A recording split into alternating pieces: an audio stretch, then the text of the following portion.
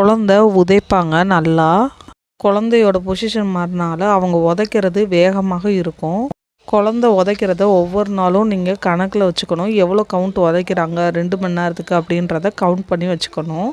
இதன் மூலமாக குழந்தை வயிற்றில் ஆரோக்கியமாக இருக்குது அப்படின்றத நம்ம பார்த்துக்கலாம். இந்த வாரத்தில் குழந்தையோட மூளை வளர்ச்சியோட அவங்களோட தலையின் அளவுமே சீராக வளர்ந்துருக்கும். குழந்தையோட எடை வெயிட் அதிகரிச்சிருக்கும்.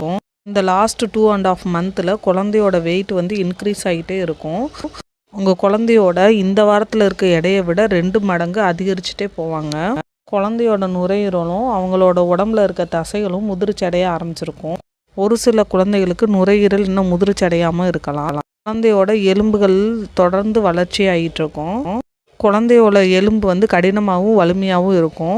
இந்த டைமில் எலும்பு வளர்றதுனால குழந்தைகளுக்கு அதிகமாக கால்சியம் தேவைப்படும். 29வது வாரத்தில் உங்கள் குழந்தையோட அளவு 15.2 அங்குல நீளமாக இருக்கலாம். அவங்களோட வெயிட் இந்த வாரத்தில் 1.25 கிலோ இருக்கலாம். இன்னும் 11 வாரத்துக்குள்ளே குழந்தையோட நீளம் அதிகரிச்சிரும். இந்த லாஸ்ட் 11 வாரத்தில் குழந்தையோட எடையுமே இரட்டிப்பாகவோ இல்லை மும்படாகவோ மாறிடும். இந்த 29வது வாரத்தில் உங்களோட வயிறு பெரிதாக மாறி இருக்கும். உங்களோட வயிற்றை குனிஞ்சு பார்க்க முடியாத அளவுக்கு பெருசாக மாறி இருக்கலாம். கர்ப்ப காலத்தில் ஏற்படக்கூடிய மாற்றங்களில் ஒன்று தான் உங்களோட வெயிட் இன்க்ரீஸ் ஆகிறது. நீங்கள் இந்த காலத்தில் 8 முதல் 11 கிலோ வரைக்கும் வெயிட் இன்க்ரீஸ் ஆகிருப்பீங்க.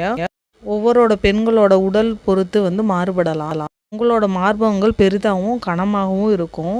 இதனால் உங்கள் உள்ளாடைகளை தேர்ந்தெடுத்து யூஸ் பண்ணணும். நர்சிங் ப்ரா கூட இருக்குது. இந்த மாதிரி யூஸ் பண்ணும்போது உங்களுக்கு கம்ஃபர்டபுளாக இருக்கும். ஏற்கனவே சொன்ன மாதிரிக்கு